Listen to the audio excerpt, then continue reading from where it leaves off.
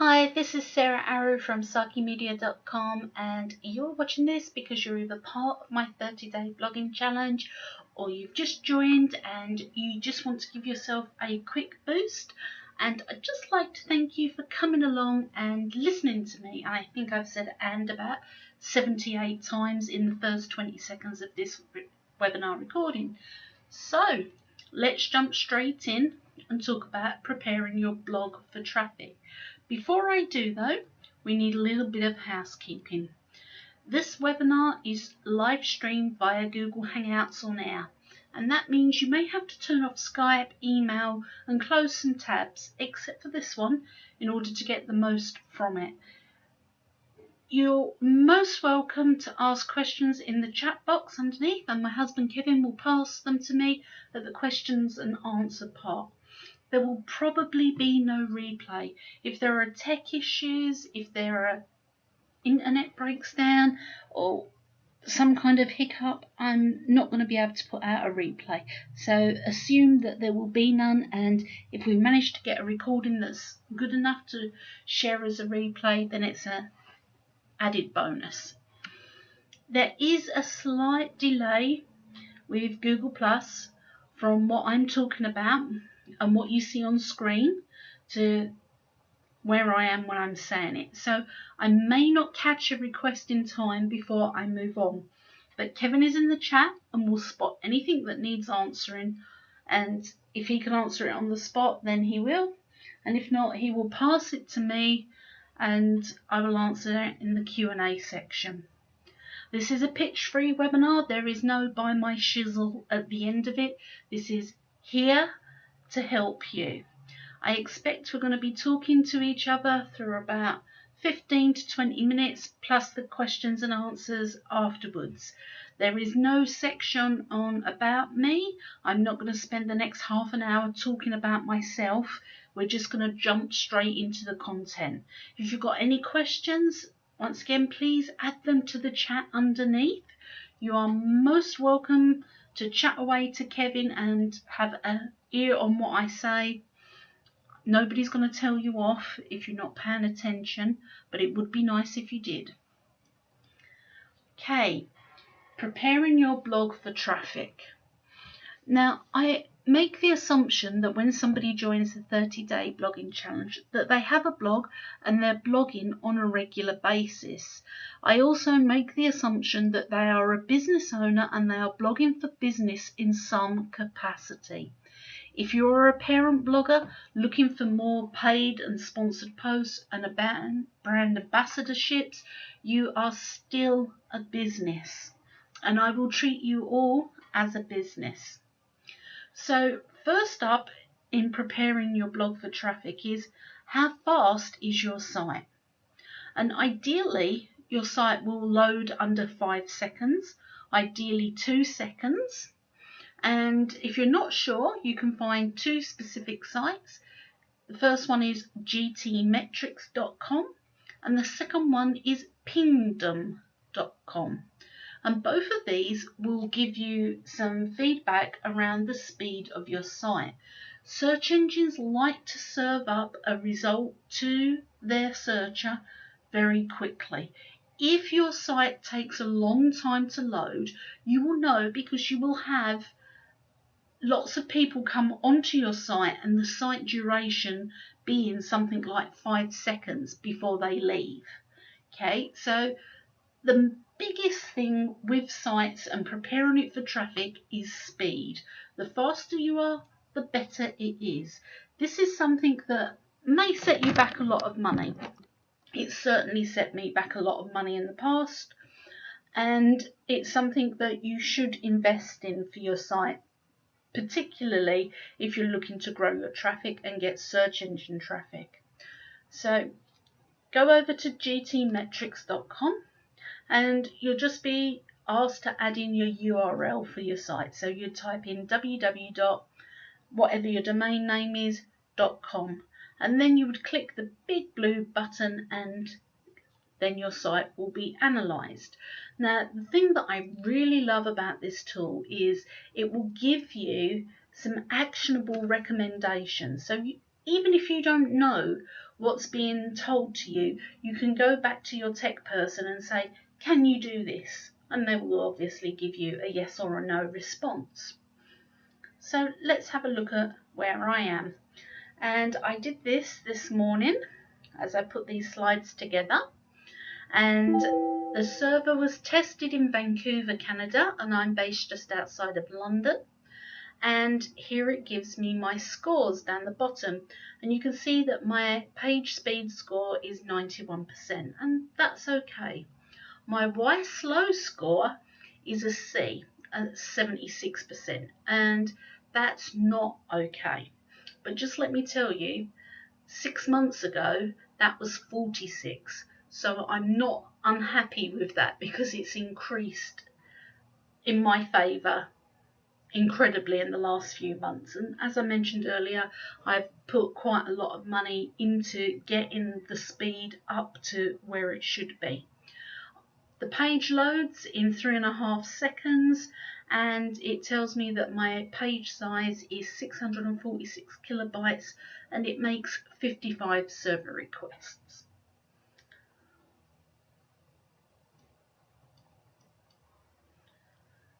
So let's have a look at the actual feedback that's given to me. So underneath that section on geometrics, you will find this part, and I'm particularly looking at the Y slow section because the other section, if I just go back to that one, the page speed score was 91%. It's an A. I could do more to get it up to 100%, but the one that I'm focusing on is the lower score.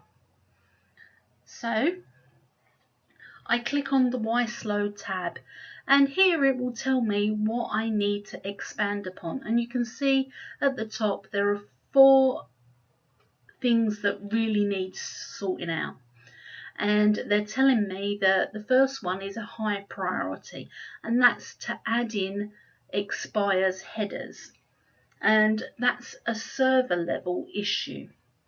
It also requests that I make fewer HTTP requests, and that is a content issue. When I have links and images on, that's all pings to the server. So my front page has a few links on it and a few images, so I could perhaps make it a landing page front page, reduce the amount of pings that's got to be made. I believe there were 55, but let me just go back up and check. Yes, there were 55 requests. I can change the front page and adapt it so that there are fewer requests. It also recommends that I use a content delivery network, or CDN. This is a medium priority, and avoid using something called CSS expressions, and this is a low priority. And I've got to be honest, I have no idea what a CSS expression is. I use Thrive Themes. I'm a big advocate of their products, and I will go in their support forums and I will ask what the CSS expressions are, and then I will ask if there are any recommendations on how I can avoid using them. And when I've got my response back from Thrive, I will also talk to my hosting and see if there's something around the server that I can do for the CDN, and generally get feedback from the recommended places that YSlow is telling me. Now this could take me a couple of weeks, so the sooner you do it on GT metrics and get your results, the sooner you can put it right. And the thing is, you're going to have to look at perhaps investing in someone to poke your server around and do the things that are needing to be required. It may be a matter of changing themes so things fit and flow faster. It can be any number of things. So this part is really important, and it's something that's going to take a small amount of time to do.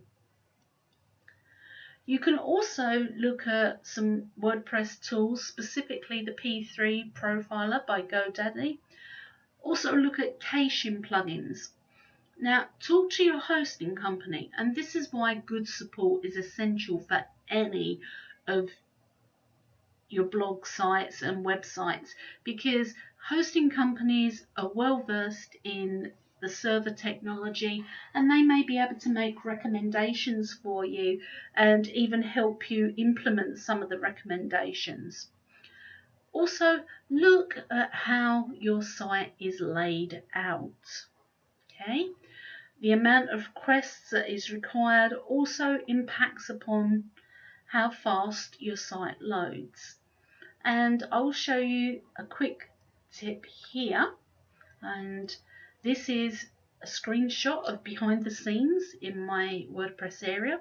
As you can see, my WordPress dashboard is bright blue, and if you click settings in your WordPress dashboard area, the arrow marked 1, and then click reading, the arrow marked 2, you can then show your articles in the feed as either a summary or full text, and I would click summary.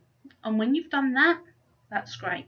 You can also, at the top here, and it's slightly blurred out by the focus area menu that's sprung out as I captured the image, you can show a fewer amount of blog posts. You might want to only show 4 on your front page at any one time. Now, I also recommend your front page has a little bit about what to expect on your site and an opt-in form of some kind. If somebody's coming to your site and they're coming in via the front page, they need to know who you are and be reassured that they are absolutely in the right place. So you can reduce the amount of blog posts that you show on the front page, and you can then add in some additional information about yourself and why the reader would love to read some more of your content. Now, you can also adjust your blog settings, and this is usually in your theme settings. It is in Thrive Themes, it is in Genesis, and here you would adapt so that your content shows an excerpt rather than the entire post. Now, the reason for this is if somebody goes onto your site, they will just scroll down and read absolutely everything. You have no idea what's captivated them. You've no idea whether one headline was absolutely a world-class headline and everyone clicks on it, because they don't need to click.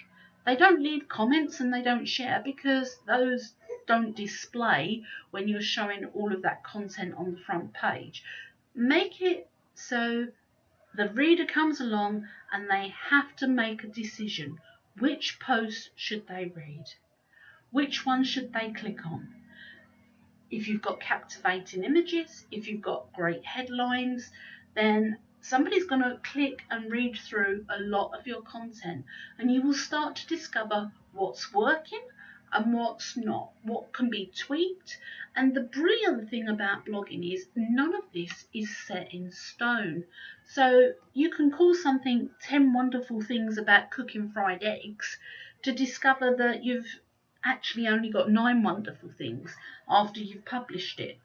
Then you can go back in and edit it and call it 9 wonderful things about fried eggs. There is nothing you can do that is set in stone on your blog. You can go and change and tweak and adapt everything. You can change the headline again. 9 amazing things that you never dreamed possible you could do with fried eggs. So when you change to post excerpts, you also need to remember the excerpts are only as good as your opening paragraph and your headlines. And as we go through the challenge, we focus on headlines, call to actions, and various components that bring this all together. So have a poke around in your theme settings and see if you can find in your theme options where to change the post excerpt. If you're in Genesis, it will also advise you to set a content limit, so you can put in how many characters. I tend to put in between 200 and 350 characters per excerpt. So there are different ways that it can be called. Go and have a look and see what your theme options are offering you. Okay. The next step is, how do people use your site? Now, this isn't how you use your site, because you know your site like the back of your hand. You know where everything is, and even if you don't, you know how to search to find it. And that's because you are very close to your site. You are in it possibly 2 or 3 times a day. I know I have my site open in a tab and I'm in and out of it all of the time. And what I say to people is, it's not about how you use your site, because you adapt to all its little quirks and all the little things that other people will say, oh, that's no good, I'm not reading anymore. You are used to your site. So have a look at how other people use your site. And I always recommend that you put your mum to good use here and ask her to go on your site and read some content. Don't be very specific. Don't say click on a few pages. Just say, can you go on my site, mum, and read some content? And then look over her shoulder and keep quiet and perhaps sit on your hands. The idea is you get your mum to look at your content and watch where she clicks, where she hovers. Does she go to click on an image and find that it's not clickable? Does she click the links? Does she hover over the navigation, not sure what to click? Use a close family member to just observe how they use your site. And keep quiet. You're not judging them here. And if they ask for help, listen to what they're actually asking for, because they can give you a lot of information. If they don't ask, keep quiet. The second option is to use a heat map, and SumoMe has a free heat map option, and you can just add in SumoMe and activate the content heat map, and this will show you in rather glorious technicolor where people are clicking and where people are moving, and if people even read your entire content. Now, this is a real big indicator of whether you're too verbose, you've got lots of superfluous words, that something's not quite right in your content. If somebody is not getting down to the call to action, then they're never going to take that action. And that call to action might be, email me and I'll give you 10 grand. If the content isn't quite right, a heat map and looking over your mum's shoulder as she moves through the site is the best education you can possibly get for free. Now, I don't know about you, but I don't check my main pages often enough. You need to check that your contact forms work, that your opt-in forms are working, that your phone numbers are correct. Back in 2012, I changed my phone, and when I did that, I didn't update my website for 9 months with the correct phone number. I just thought things were a little quiet out there. And if you tell anybody, I will deny it profusely. Are there call to actions on your landing pages? Are you even using landing pages?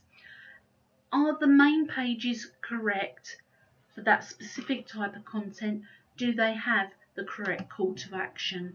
Are the correct details on those pages?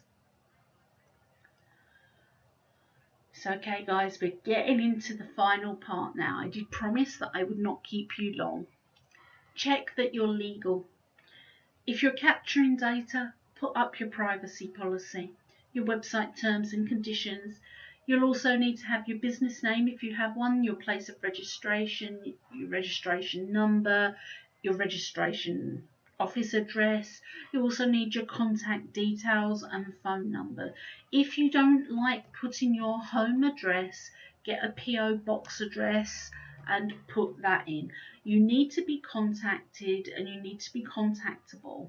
I've got to be honest, nobody's ever turned up at my doorstep. I've got my home address on my emails that are sent out.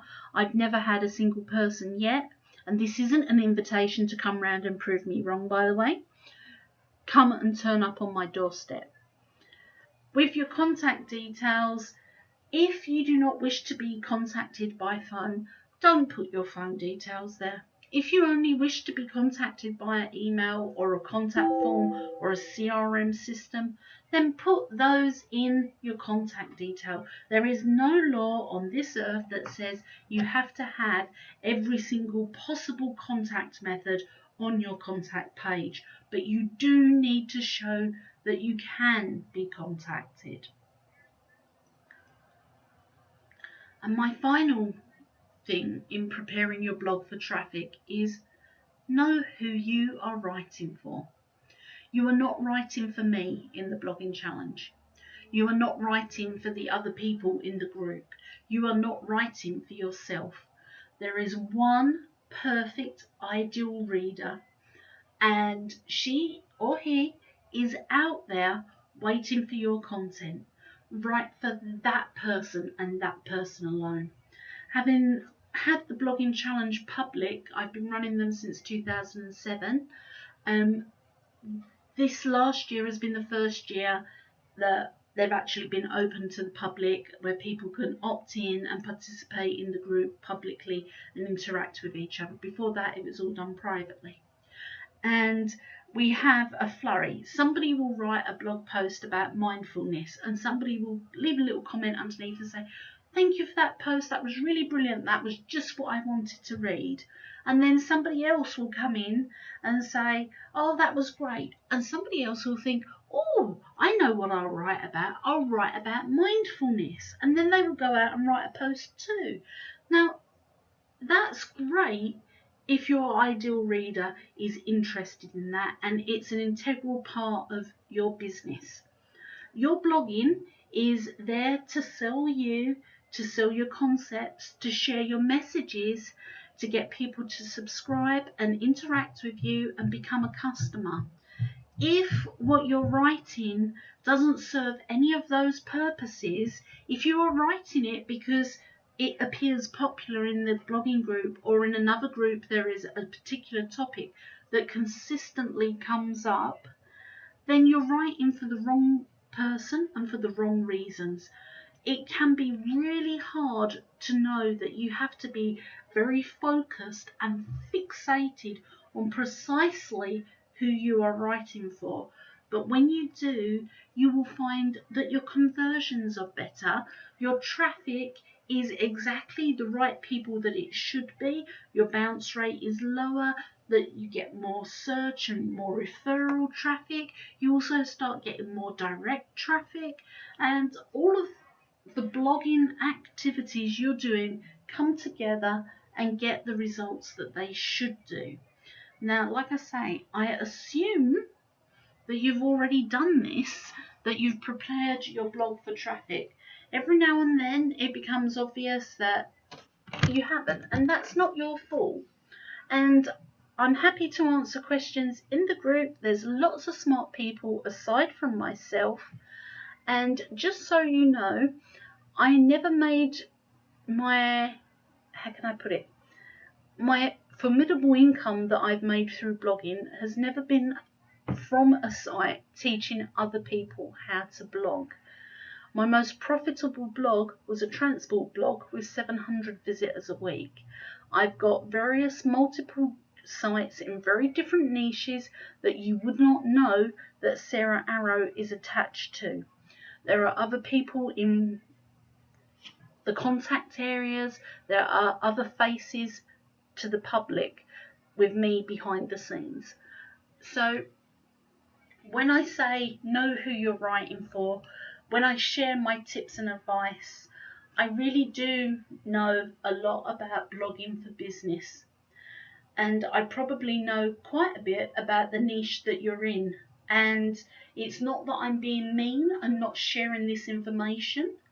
It's you need to discover it for yourself, because when you discover it and learn it for yourself and put it into place, it becomes so much more powerful. All I am is one person with a torch saying, you know what, you can go this way. You can follow me and you can be that bit faster. But you know what, if you don't like me, if we don't connect, if there is no resonance between us, then I'm not going to lose any sleep over it, and neither should you. Join in the challenge, get the results that you want to get, and ask questions if you're not sure. If you're looking for feedback, be very specific about the kind of feedback that you want and participate. When you've done all of the things that I've mentioned in the last 25 minutes, your blog will be absolutely ready for traffic. It's now down to you to write the kind of content that gets that traffic, and you can absolutely do it. I know you can.